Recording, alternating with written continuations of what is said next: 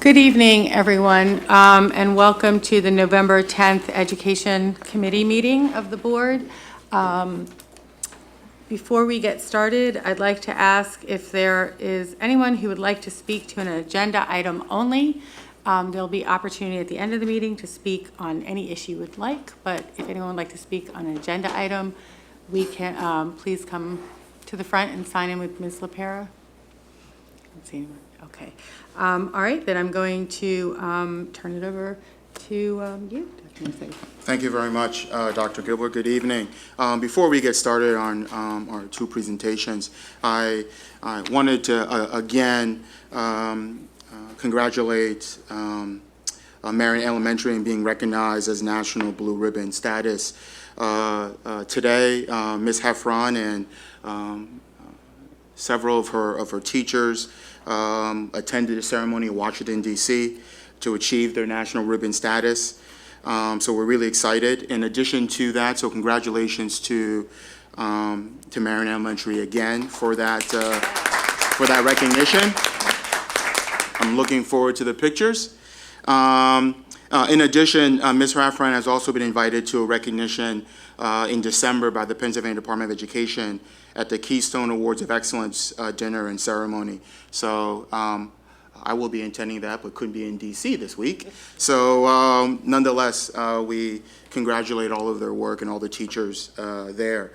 In addition to that, since we will continue this momentum in terms of recognition, there has been some community attention to the district's recent ranking as a number 4th ranked school district in the nation, according to Business Insider.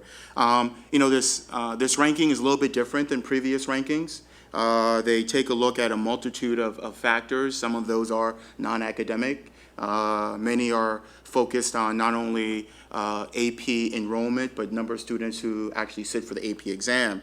So this particular ranking measures academics, health and safety, student diversity, teacher quality, resources and facilities, co-curricular opportunities, and fitness and sports across the country using a combination of government and other public data points. So though we appreciate and recognize and welcome the recognition from Business Insider, we didn't begin this work trying to get that ranking. We want to make sure that we continue the individual focus on our students, and is just a byproduct of great work by great teachers and great administrators and great parents and leadership from the board. So we want to thank them for that recognition. On a somber note, I apologize ending it on that. Last week was Spirit Week at Lower Marion High School. We had an exciting week. We had the 118th annual Lower Marion Radnor game. I was out there. I was screaming with my enthusiasm, but unfortunately, Radnor took the W this time.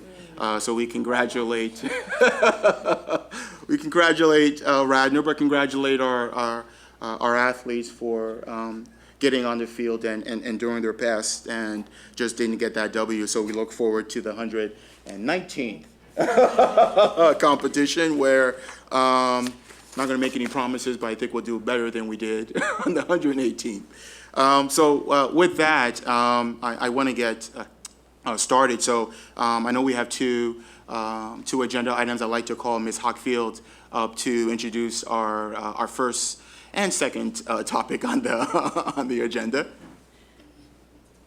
Thank you. I'm so thrilled tonight to introduce two really exciting topics, and I know CCOB has seen some of these presentations, so I thank you for your patience and for your willingness to let us showcase two great programs today. I want to start by introducing Shannon Davis. Shannon is a Spanish teacher at Harriton High School. She is also the department chair for world language at Harriton High School and serves to coordinate language throughout the district. Shannon, I could go on and on, but I'm going to say a couple of things that are meaningful to me. Shannon was my son's absolute favorite teacher, even though, as he said, I didn't like Spanish. But I love Mrs. Davis. So that says something. In addition, she just ran an incredible program this past Tuesday during one of our professional development days, where for the first time in my tenure, which is a really long time, I saw K through 12 world language teachers work together in one room for a full day under Shannon's direction. And that's really saying something, to walk around the Black Box Theater at Harriton High School and see the FLES teacher sitting next to the AP French teacher, all working on a curriculum that's K through 12, was really something. So what I want to, Shannon is going to be talking to you today about the elementary program, the FLES program, and the changes that have happened over the past year. So Shannon Davis. Thank you. Maybe. Yes. Yep. I can't see, which is always a problem. Thank you. Okay. Thank you for having me. So we did just have an absolutely, oh, no, I don't think that's coming up. Hold on one second. Okay. We had an absolutely incredible day on November 4th. It was the first time we were together. There were, I think, 45 of us in one room, and we sort of did it a little bit like a wedding. We jigsawed. We started out with mix 1st to 12th grade by language, or mixed languages, and then we reconfigured and we got into groups just with our language, K to 12 or 1st to 12. And then we ended with sort of articulation groups. So the elementary working with the middle working with the high school. But we also, just before, finally, and this was a long time coming, each of the teachers from 1st to 12th grade in all of the languages have a curriculum binder, which shouldn't seem revolutionary, but it really is the culmination of the past, I would say, 3 really hard years of work where they can see the 1st to 12th grade curriculum all together. And so I think that we're at I feel like at a really exciting time with world language. We're very proud of where we're going. So there, obviously right now we have the 1st to 5th grade program in FLES. And with the 2 schools being French and the 4 schools having Spanish instruction. This year, what was new was 1st grade was added. And based on the scheduling and instruction committee work, it was determined that there was a need for more instructional time, specifically the WIN time in 4th and 5th grade. And so the way to accommodate that, or one of the ways to accommodate that, was to have a little bit of a shift of time in 4th and 5th grade. So they lost a half an hour each per week. So they still have 60 minutes a week. And then in 1st grade, we added 30 minutes a week, which is brand new. Or 40 minutes a week. I actually think it's 40 minutes a week. And so because of that, the curriculum really needed to be shifted, because now we're offering 1st grade, and what's going to happen when those 1st graders come to 2nd, 3rd, 4th, and 5th grade, and because of the shift in time in 4th and 5th. And this just happened at the perfect time, because the state, and I won't say that it was perfect that the state mandated SLOs, but the state mandated SLOs as a part of the teacher evaluation process. So we decided to kind of capitalize on that, which dovetails perfectly with what we're doing with PLC work. So the SLOs, each teacher from 1st to 12th grade met in June or August as a part of their PRP, the extra hours per our contract. But we used it to create SLOs where the teachers are really starting to determine proficiency levels. So what can students do leaving a 1st grade classroom, a 2nd grade classroom, and then how do we address it when students can't meet a benchmark or a goal, or how do we help students who have reached that to accelerate?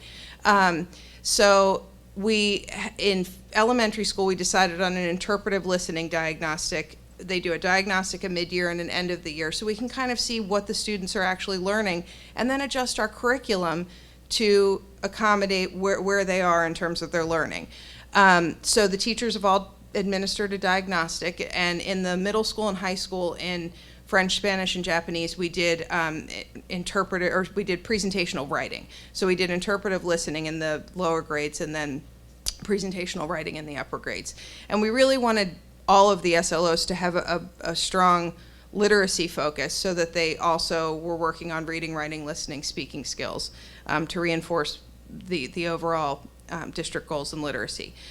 So we then, this gives us an opportunity really to look at the alignment, to look at our 1st to 12th grade program for the first time. And we have these documents, but we also have student work. And with the PLCs, which is what we were working on, the professional learning communities on Tuesday, we really brought the FLES teachers into the PLC work. So they have their curriculum documents and they're standards-based, they're ACTFL aligned with our national association. And then they also have thematic units. And really what we're trying to do is to help ensure that every student in our world language program from 1st to 12th grade has an excellent experience, and not the same experience in terms of the teacher, but the same experience in terms of learning outcomes regardless of the teacher. So giving teachers the tools to talk about student learning. So they have this great curriculum, and we tried to tie the curriculum to the Common Core and to the learning that the students were doing in the elementary school as much as possible, whenever it's a natural connection. And I know I went into the first grade classroom at Gladwin and saw this dynamic FLES teacher with 1st grade. It was only 6 weeks into the year, and the students were reading a book, a science book with the teacher, with the classroom teacher on the rug. And it was about rocks and gems, and it had all different colors. And so he rolled in on his cart, and she started to collect the book, and he said, no, wait a second. So they had just started to do colors, and he started with the book, pointing to the different rocks and asking what color it was, and sort of transitioning the students into Spanish, but also connecting to what they had just been doing, which I think was fantastic. So, and it was really exciting to see those 1st graders. They were asking him to go to the bathroom in Spanish, and they were responding to so many different topics, and they were 6 weeks in to colors, numbers, asking what your name is, how old are you, physical commands. So he's saying jump, sit, stand up, touch your head, touch your nose, so body parts, all in one 20-minute classroom. Class. When I rolled out with him, I could not believe how much he covered. And I think one of the beauties of what we're doing is that we are all going to learn from the FLES. We'll learn from the FLES teachers. They'll learn from us. And to be able to have, like Marcy said, to have that FLES teacher with that AP teacher, it's just an incredible experience. It's a great experience for that teacher to see where the students are going, and for all of us to have a sense of the big picture in terms of our student learning, so that it's connected.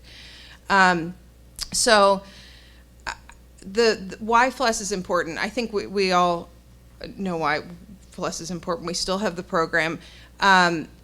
But we also are trying to support the students' learning in the content area. And I think that is crucial, that what they're doing in the FLES classroom will help their learning in the regular classroom.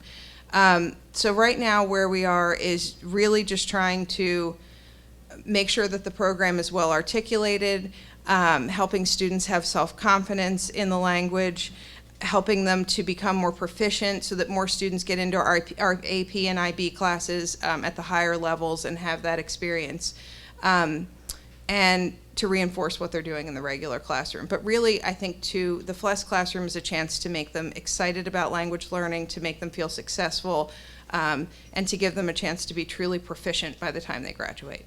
So we're very excited, and if anyone has any questions for me that I can answer, I'd be happy to answer them. Thank you, Shannon. I appreciate the presentation, and it's always fresh when I get to hear it on this side and not necessarily in curriculum committee.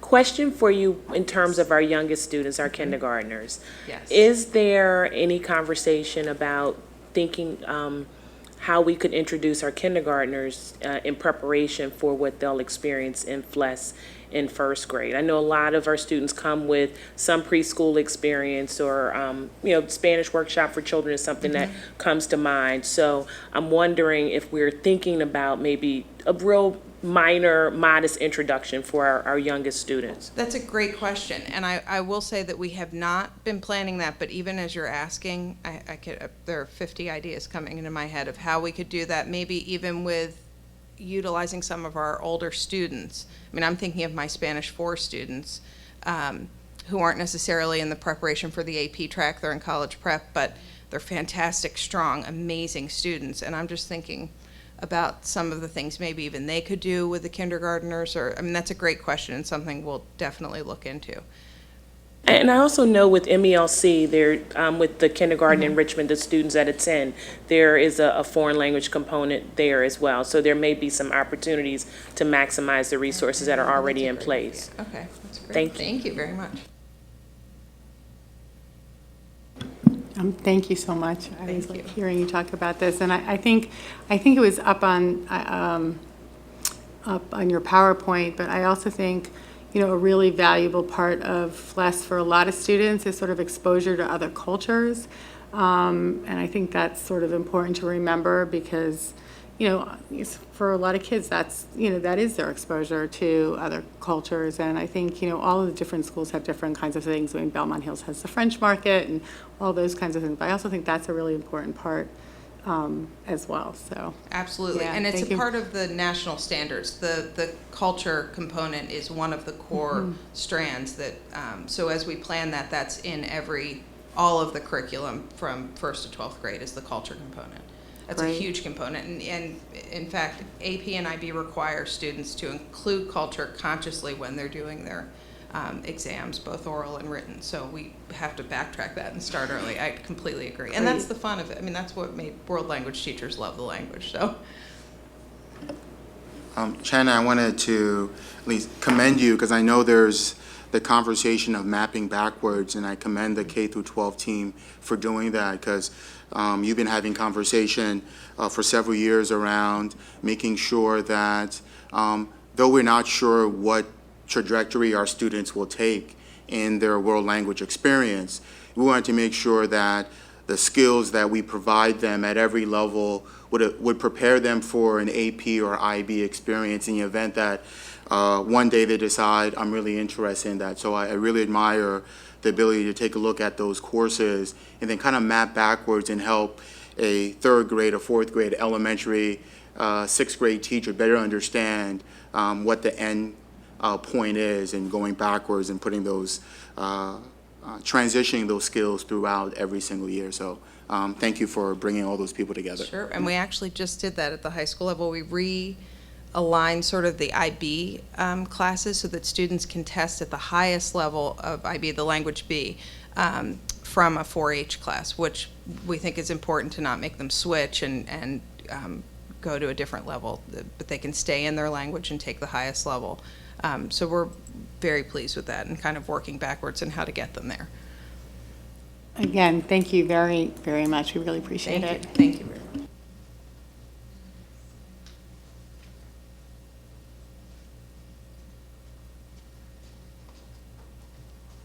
I don't know that Barbara Giorgio needs much of an introduction. I would imagine in this group that you've all been lucky enough to hear Barbara speak before. Barbara's our supervisor for humanities. Today she's going to be talking about the secondary writing program, which is newly implemented this year. There are a lot of components and a lot of work that went into this from Barbara and the secondary teachers 6 through 12. So I'm going to introduce you to Barbara and let you hear about it. Good evening. Thank you so much for this opportunity, and my apologies to members of the Curriculum Committee of the Board who just heard me speak about this, and to my colleagues, but I love speaking about this, and I thank you again for the opportunity. I'm joined this evening by Dr. Lorraine DeRosa, Elementary Supervisor of Humanities, because the work that we've been doing is very much aligned, and so that we will have a seamless K through 12 program moving forward. Okay. Sorry. Yeah, it's not doing anything. I apologize. You just have to use the arrow. Right, so we keep off of it.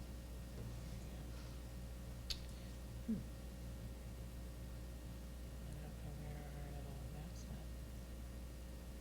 Oh, is that? Thank you for your patience. Okay. There we are. All right, I can see it up there now. We just have to bring it over here. Somehow. I'm sorry. All right. I'm not quite sure why it's not coming up. I'm gonna have to come out if you don't mind. No, it's fine. Okay. I know I still went back in to put my notes in. Maybe that didn't- Yeah, and it shouldn't though. All right, so there's the, there we go. Okay. Secondary writing. There we go. Ta-da. Thank you so much. Okay, my purpose this evening, thank you very much, Denise. My purpose this evening is to bring you up to date on a proposal that I made 2.5 years ago, after I'd been in Lower Merion for about 6 months, spending time in classrooms, talking with students and teachers, and developing a sense that we needed a secondary writing program. And I came to you at that time explaining that need and made a proposal for developing one in 3 years. So for those of you who were not here at that time on the board, I will review our reasons for thinking that and then let you know where we are now. One of our first reasons is something I knew about Lower Merion School District long before I came here, and I'll let the visual explain that to you. The first slide is our 2014 grade 8 reading scores. They are magnificent. We should have that across the board. We're thrilled to have those scores. Here are our writing scores for the same group of students. Also quite good. But the difference is something I knew for a long time. Because I worked in 2 other districts that were high-performing districts previous to coming here, I, of course, would always check out the Lower Merion scores to see where you were. And I was always surprised because when it came to the advanced level, your students were just not scoring as I thought they should.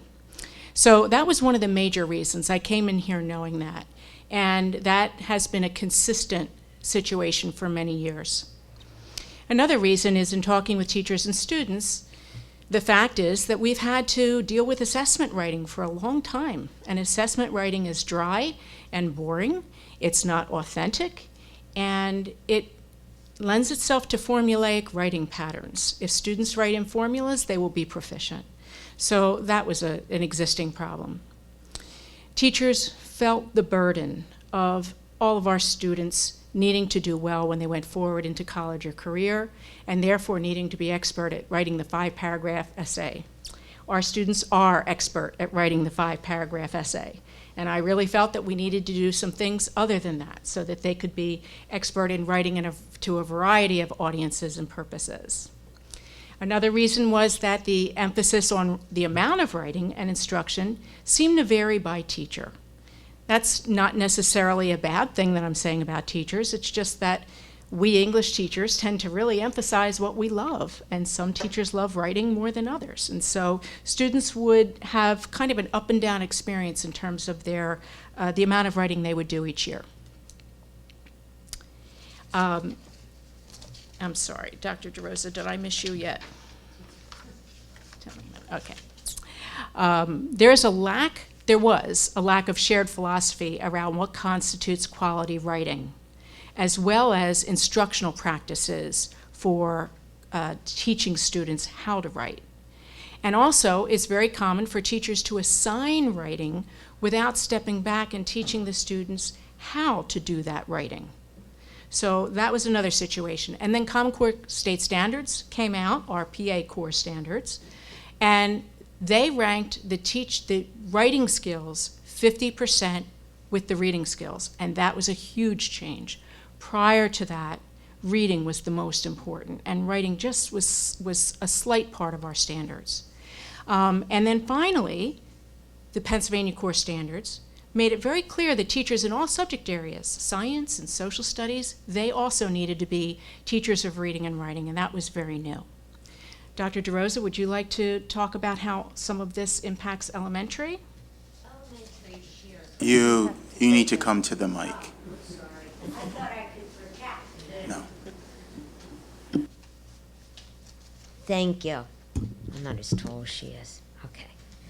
Elementary shares consistent approaches with secondary, such as our professional learning workshops regarding a focus on what constitutes good writing. And we look at the Pennsylvania scoring domains to help us say what is good writing, have consistency in scoring, and then use anchor papers which are model papers that are annotated for teachers to use for scoring or for mentor texts in their teaching. We've also shared with secondary 5 elementary teachers, along with secondary teachers this past spring and summer, became fellows of the Pennsylvania National Project. And we also shared the Young Readers, Young Writers. 76 of our students in grades 2 to 10 attended the Young Readers and Writers. 55% were Lower Merion School District students. Unfortunately, due to budget cuts this coming summer, the Pennsylvania Writing Project will cut the secondary, but we will maintain the elementary workshop this summer. I think Mrs. Giorgio will speak more on both of these. I will, thank you. Okay, so what is a district-wide teacher-developed writing program? It's essentially consistency around 3 very important beliefs or concepts. One is, what is quality writing? You have different teachers grading writing. They should all be looking at writing in the same way. And we have had the gift in Pennsylvania for many, many years of the 5 domains of writing that were established for PSSA long ago: focus, content, organization, style, and conventions. Those domains very clearly explain for students and teachers what quality writing really is. We were using them inconsistently. So for us to have all teachers and kids focused on this, K through 12, is the basis of a good writing program. Secondly, instructional practices need to include teacher modeling and teacher conferring with students on a regular basis. That's hard work. It's very hard for teachers to do their own writing and share it with their students. It's hard work to hold conferences in a class of numerous students. But this is, again, foundational to good writing instruction.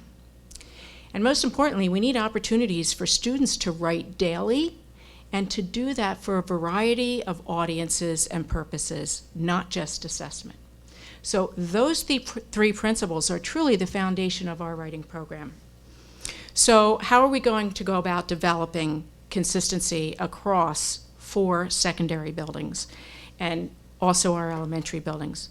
Well, our first step was to start sending teachers out to the Pennsylvania Writing and Literature Project, which is our local branch of the National Writing Project, which has been a national establishment since 1970. In that program out at Westchester University, teachers attend from spring through the summer into fall, doing an action research inquiry project in their own classrooms. Teachers become writers themselves. They write every day. It is intensive, it is difficult, it is soul-bearing. Teachers learn what it feels like to be a student of writing and to have to share their writing with other people. They learn how to model their writing. They learn writing as inquiry because they have to develop an inquiry project that they will then follow in their classrooms. And they live the process of writing. The most painful thing for our students, the most painful thing for us, I know for me, I send out emails and then I want to kick myself because I did not stop and revise. And it's very painful. And the teachers live this for 3 solid weeks in the summer and again during Saturdays in the spring and the fall. So we have sent approximately 22 teachers since I've been here out to the project. We have established the Pennsylvania domains now as our indicators of quality writing. We've been bringing in consultant Dr. Andrea Fishman, who is the former director of the Pennsylvania Writing and Literature Project. She is also the author of those domains for the state, so no one knows them like Andy. And in service with Andy is mind-boggling. Teachers truly appreciate that opportunity to work with her. She has helped us establish a 6 through 12 fall and spring writing assessment that each of our students participates in. Dr. DeRosa told you that process involves pulling anchor papers for each score of each of the 5 domains.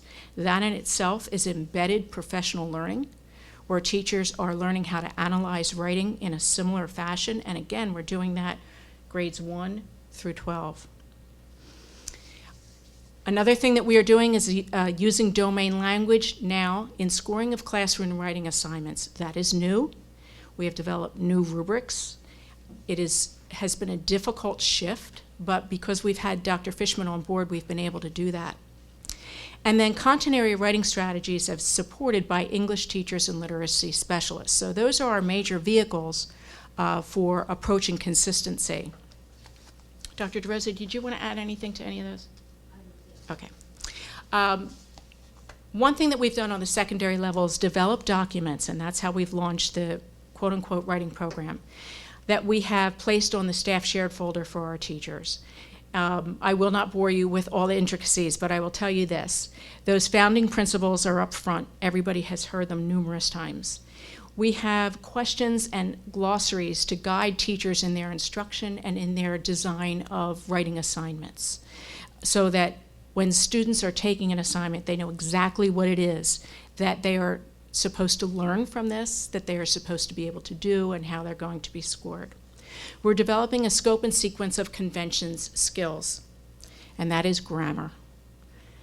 This summer, Dr. DeRosa and I brought in an old-fashioned grammarian to work with our teachers. Why? Because for the past 30 years of my career, grammar has been a bad word. Many of our teachers were caught in the whole language time warp, where grammar was not taught. And now our new PSSA is putting grammar right up front for our students. So we are developing a scope and sequence of convention skills and providing the training for our teachers through our PRP process. We've also revised curriculum maps, emphasizing reading and writing targets right up front. Reading and writing skills were always embedded in our curriculum maps, but right now we've made them targets, we've put them right up front, and we've made them 50-50 so that teachers see them as soon as they look at the curriculum document. What are our next steps? Well, at the beginning of the year, I introduced all of this to all of our 6 through 12 English teachers. I had the opportunity to work with our middle school teachers just last Tuesday, and I'm always bringing in special ed teachers to all the PRPs in any opportunity like this, because I know that they're working with students in language arts. They need to be aware of all this. Right now, our English teachers are using all the documents. It is, I hate to use the term, but it truly is a paradigm shift for many of them. But everybody is working collaboratively, looking at these documents, and then they are going to be giving feedback with which we will revise the documents to make them truly teacher-friendly. And we are continuing to develop our scope and sequence guides, and we'll finalize them this year. Our department heads and content leaders in departments other than English will be informed about this process so that the documents can be adapted for their needs. And this year we are starting to talk about a major shift in grade 6 language arts. In both middle schools, reading and writing are taught separately. Any research you read will tell you they must be together, that they feed off of one another. And so we are going to be working towards developing an English language arts course where reading and writing work together. I've been referring to a core team. I'm privileged to work with these people. Dr. Leslie Pratt and Dr. Rachel Nichols, Leslie representing high school level and Rachel middle school level, have been working closely with me and with Dr. Andy Fishman. And we work with the larger team of the English department heads and content leaders and representative teachers from each grade in each building. And that's how this work has been getting done. My next couple of slides are from Dr. Pratt. She could not be here this evening, but I had asked her to talk about our writing assessment as an illustration of what's happening now that wasn't happening before. And in this first slide, you will see some of the prompts that we are using for our students to address in their fall writing assessment. There's a change here. Some grades before used to have a writing assessment. It was not consistent, some did, some didn't, and they all reflected the PSSA writing prompt, which was really a response to literature, a response to reading. It was more a writing about reading than it was a writing about writing. it was moving inward to look at writing rather than outward to the student's world. So you can see from these that these are topics of student interest where they can use their own perspective and their own lives in order to answer these questions, and that they do become more sophisticated each year. This slide shows you the embedded professional development that is part of this process and how this is working well for teachers. On the left-hand side, you see what the writing assessment program is allowing teachers to do that they couldn't do before. And on the right-hand side, you see how the professional development is embedded. These are all of the ways that teachers are growing as their students are getting better instruction in writing. Before I talk about this next slide, which is Dr. Nichols' slide, I would like Dr. DeRosa to come up and talk, or did you say enough about young writers? Yeah. Okay. Okay. Thank you. Okay. I know I'm talking too much, and she doesn't want to add length to this presentation at all, and I appreciate that. We have always had the Young Readers, Young Writers program, which is from Pennsylvania Writing and Literature Project. Frankly, the project is going through some very difficult financial times right now, and I'm really not sure how much we will be able to affiliate with them moving forward. They have only been able to offer Young Writers for the elementary level this coming year. I'll tell you why I can live with that, because last year we did something very, very exciting. We offered a new program. This was an outgrowth of two things. Dr. Nichols had taken a half-year sabbatical and done some incredible research. She followed some of her 8th grade students as high school students, and these were students who, when they were in middle school, loved to write. They saw themselves as growing up and being writers. She followed them in high school. She went to their classes, she talked to them, she talked to their teachers. Her research revealed that the students were very appreciative of what their teachers were doing to help them be good academic writers, but they were frustrated. They were only doing academic writing. There was no other outlet for their writing other than the good academic essay or response to an assessment writing.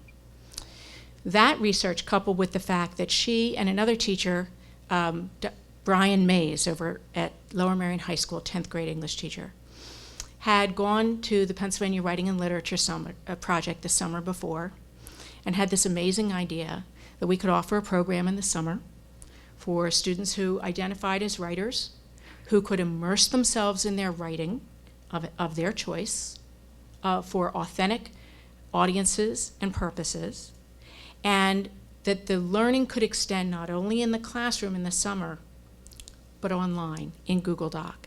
And that's exactly what they did. We offered it to students in grades 8 through 12. We announced it online, we announced it in classes. Students had to be nominated by their English teacher, which simply meant that they went through the English teacher and said, I really want to do this.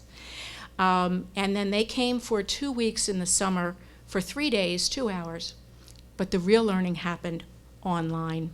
And here's a sample of work in progress, where a young poet is creating, and on the side there you see comments from both teachers and from students.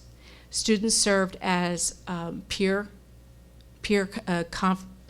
coaches throughout the process, and it is the middle of November now, and the course ended in July. This is still happening among the students and their teachers.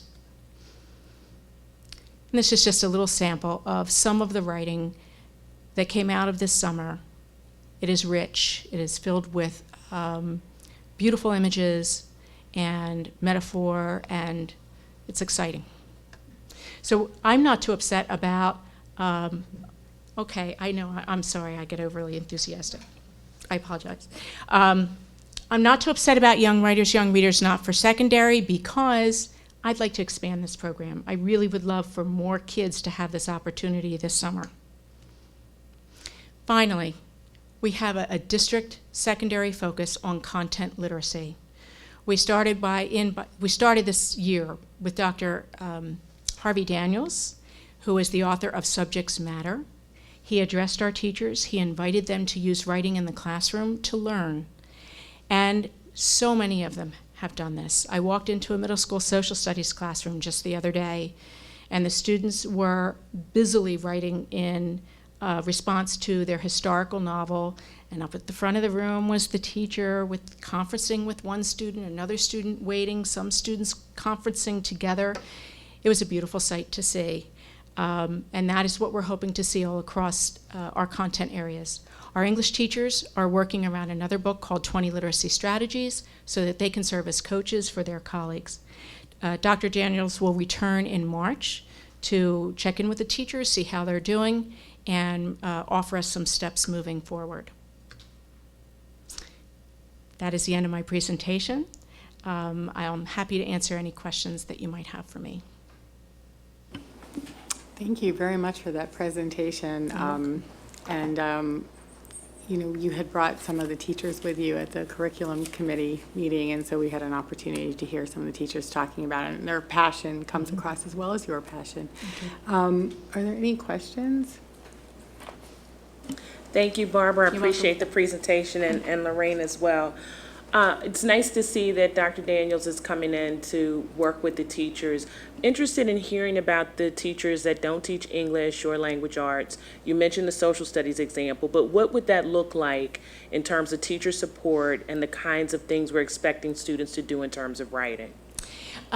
This last quote, Chinese proverb, I see and I remember, I write and I understand. One of the things that writing can do for classrooms other than English and social studies is help students learn. I was just over in Lower Merion talking with Russ Lowy today about the fact that art begins with seeing, and sometimes seeing is best occurred through writing.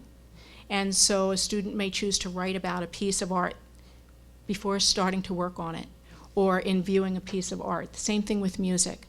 And in science, there are many ways that writing can help students think through a project before doing a lab experience, before doing it. Good old lab reports or dry writing, but really thinking about why this happened or taking a different perspective on it. So in the regular content classroom, it's more about using writing to learn than it is learning to write. Except those teachers are the experts in science writing. And that can help students to know how to write science or write social studies, which they won't get in the English classroom. So will we still use those domains to evaluate the writing in the non-English language art content areas, or will it look differently in different content areas? The domains are a basis that teachers can use as they need. For example, if a social studies teacher is having students do some research, they may choose to focus the instruction on organization and the importance of organization in a social studies research paper. They don't have to teach all the domains, they don't have to use all of the domains. But those that will serve their purposes, we'd like them to be familiar with them so that they're using the same language that the English teachers are using. And a perfect example of that is a word that makes me crazy when it's used differently by different teachers, and that is thesis. A thesis can mean so many different things to different teachers of different subject matters when it really is the same thing. And so having this writing vocabulary that all teachers know, I believe, will help our students to navigate their academic world so much better. You're welcome. If I could follow up, thank you very much, Barbara. You're welcome. Again, hearing it for the second time, I hear different things, and to follow up to what Robin said, I guess I want to push you a little more on the idea of disciplinary writing, because you know, this is a big issue in higher ed, that students come with a way of writing that's more in the literature analysis mode, and then they need instruction in disciplinary. So I guess I'd encourage you, instead of just having you know, you said the science labs were dry writing, but in a way that's really important learning also, to learn to write in those different disciplinary. And I just wonder if you could speak a little more about how you see that across the disciplines at the secondary level. You're right. I should never have said dry writing. That comes from an English teacher. But the beauty is that if a science teacher is talking about science writing, they can help the students take what to me would be dry writing, but give it more life, more perspective, help round it out so that readers can get a better vision of what they're talking about. So I just think that all content teachers have so much to offer students so that they can go forward in college and take a course and do some writing that is going to be meaningful and not just be a response to literature. Quick follow-up, could we have access to the foundational writing principles and some of these other documents? Great, thank you. Absolutely. Thank you for the presentation. And I Welcome. think it's a incredibly ambitious task that you took on 3 years ago. Can you talk to me a little bit about what success looks like and how you would measure it? It's going to take a few years for us to see that shift in the writing data. On top of that, we have a big shift happening in PSSA this year. The PSSA is changing. It's becoming English language arts this year. So in the past, we've seen our students have been assessed in writing in grades 3 and 5 and 8. This year, all students will be assessed in writing from grade 3 through 8. And the writing assessment will be similar, a little bit more challenging.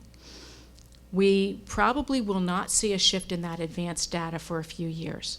So if that's one measure of success, that's going to be one that we're going to have to wait for.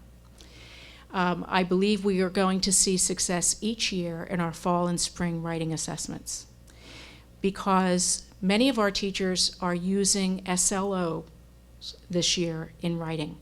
They're doing it across the curriculum. They're using writing as a way to see where their students are in the beginning of the year and how they've grown towards the end of the year. So I believe we will see yearly data. And I'm also hoping that we will be hearing from students and from parents that their students are becoming writers, they're seeing themselves as writers, they're doing more authentic writing other than academic writing, and just more comfortable writing to communicate and writing to learn. You're welcome. This is more of a comment than a question. So this, I agree, is ambitious, but great. I love to see writing so emphasized and focused on in the curriculum.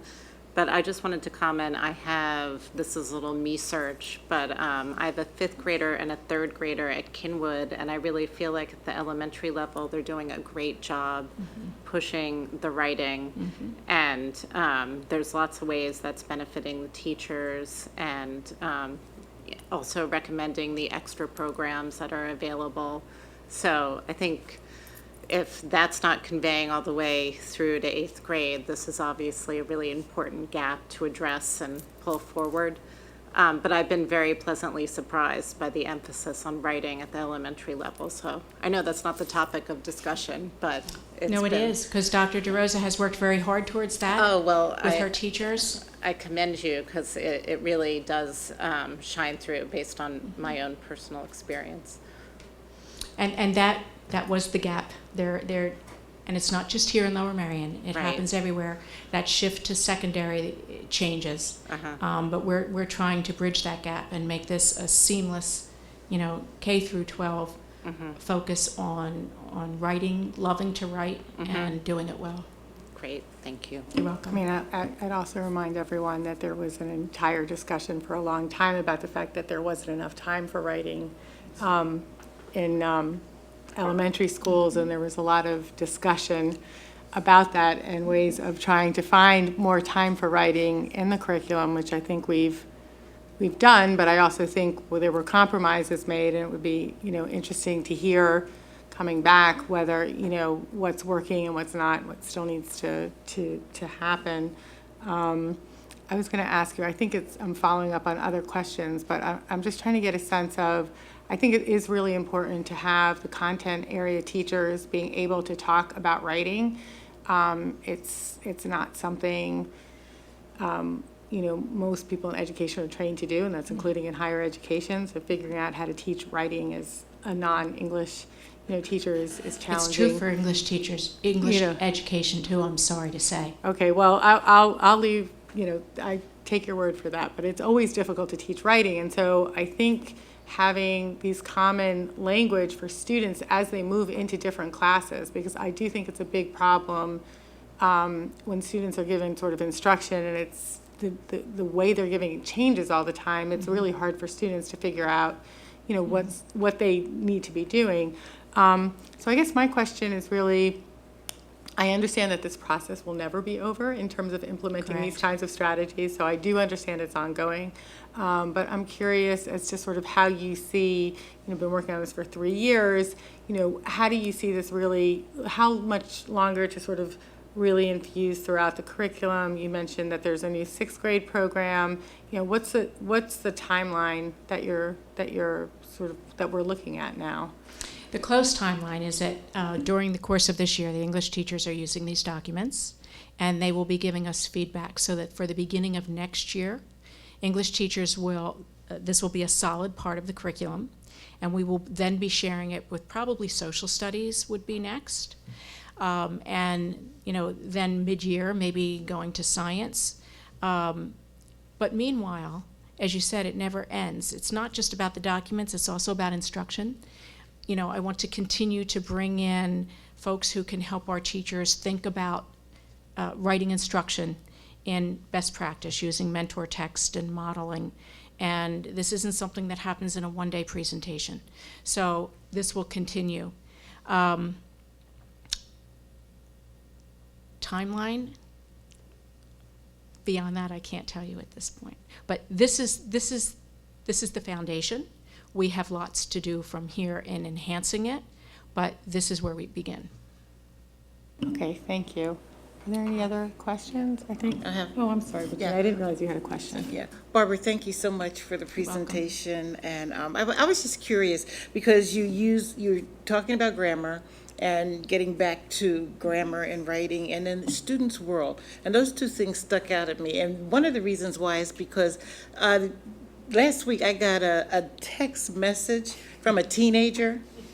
I had to call and find out what they were asking me to do. So I was just thinking in the student world kind of, I guess, transition, pulling everything together. Have you used texting as, and maybe not actually texting, but pulling the teenagers? It's not, happening in your elementary school level, but pulling the teenagers in to help them to see, bridge the gaps, so to speak. That's a great question. Some teachers are experimenting with that right now. And as we move forward, one of the things I want to do is keep bringing teachers back together to collaborate on strategies, because there is no great cookbook for teaching writing. There's just great strategies that teachers try and use. And yes, we have some teachers who are having students translate their texts and vice versa. So it is happening. Thank you. Okay, well, thank you very much, Barbara. We really You're very appreciate it. And Lorraine. Thank you.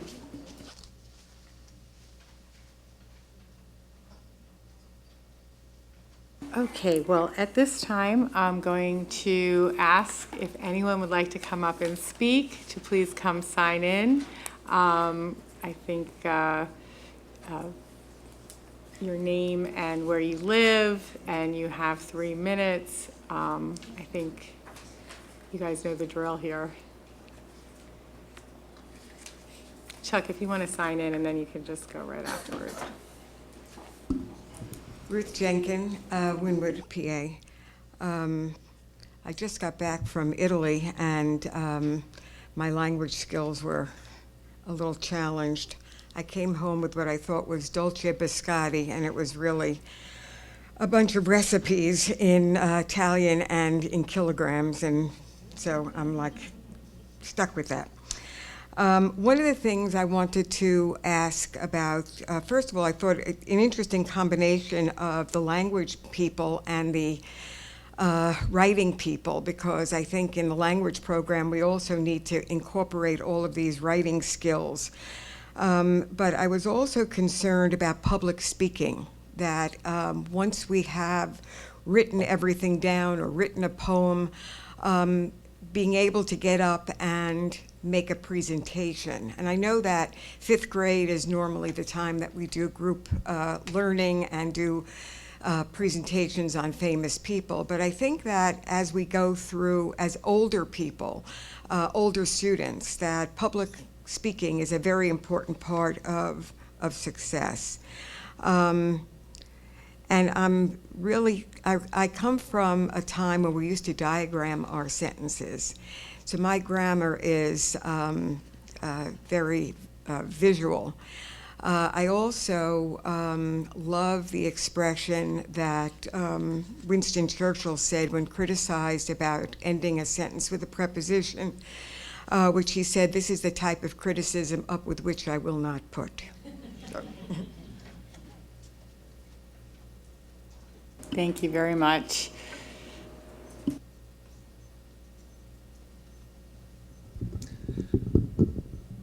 Good evening. My name is Charles Scott, and I'm from Penwyn. I'm also the president of the Penwyn Civic Association. And so first, let me also say, as not as the president of the Penwyn Civic Association, but as a professional scientist, that any scientist who writes dryly is a scientist who doesn't remain a scientist for very long, because when you're competing for NIH funding with hundreds and hundreds or thousands of other people, and there's a very small funding percentage, if you can't write expressively about science, then you are not going to be able to get funding.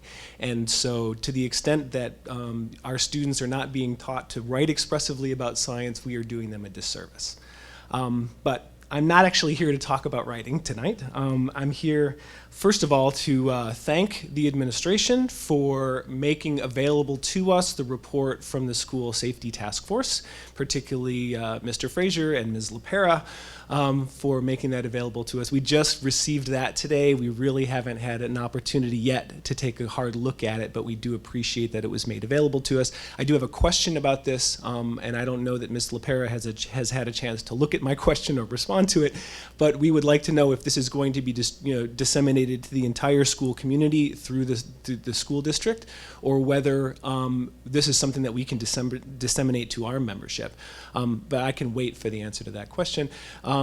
I'd also like to thank Dr. Marseille for his willingness to come and visit with us. And what I'm here really to ask the board is that you agree to forestall any further work on the Penwyn property until the community has had a chance to meet with the administration, with Dr. Marseille, and hopefully also with Mr. Frazier in his role as the chair of the School Safety Task Force. And really, so we do appreciate that you're willing to come out and visit with us. One of the things that was brought up in our monthly business meeting on Thursday was the question as to whether we were going to be wasting your time, because obviously you already are sacrificing many evenings, and I remember you sacrificing weekends for coming out and meeting with us. And so we wanted to make sure that this was going to be worthwhile and that there was enough interest in our community to do that. And so on Saturday, we put up a petition just as a way of figuring out who would be interested in meeting with you. And so that petition, in the span of about 48 hours, has already gotten well over 100 signatures. So I do think that we can confidently say that this is going to be well worth your time. And I think there's a lot of people who are very interested in this subject. So thank you very much for your willingness to come visit with us. And thank you very much to the board and to the administration for making that report available to us.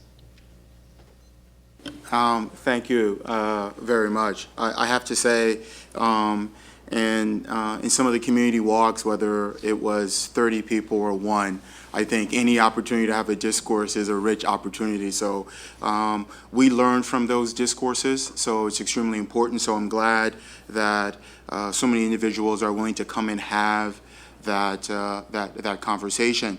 I also want to share publicly that since the last time you raised the issue around sidewalks and safety, not only on Trenton but other areas, that I recently had a meeting with the township with Bob Duncan and Ernie McNeely, saying, listen, how do I support my community?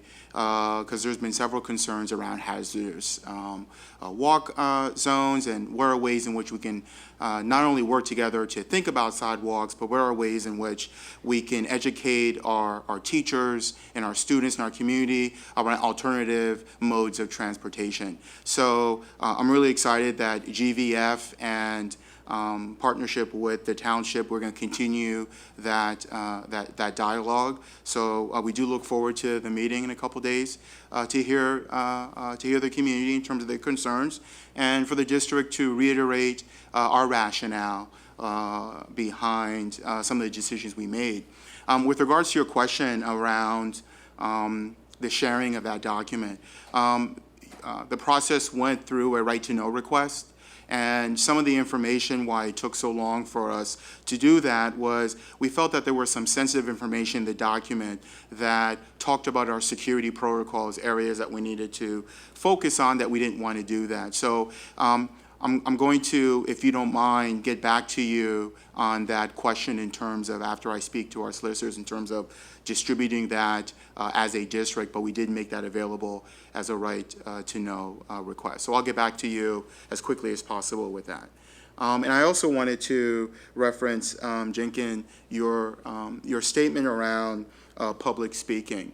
I want to say that I'm a proponent of really identifying the skill set needed for public speaking.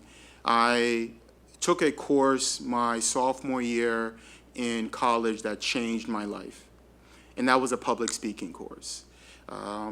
You would have never caught me in front of a classroom in elementary, middle, or high school, because that's how much I was fearful of having a conversation with my colleagues, who all loved me, but couldn't do that. And I think there is a set of skills, even though we have students have the opportunity to speak publicly, and they do reports and they do presentations, they talk about what I did over the summer, and they talk about their favorite color. I think there's unique skill sets that need to be taught around that particular area. So I'm excited, and the opportunity to think differently about being very specific about that skill, and welcome that opportunity with our curriculum administrators. So thank you for the comment. I'm a fan of that, because it did change my life after that course. Yes, I was going to say, you don't seem to have a problem with it now, No. so. That's It the worked. That's the I problem. know, I get in right, front of a right. mic, I can't stop talking. So I think with that, I want to thank everybody for attending this evening, and we are now adjourned, and we'll see you next Monday night. Thank you.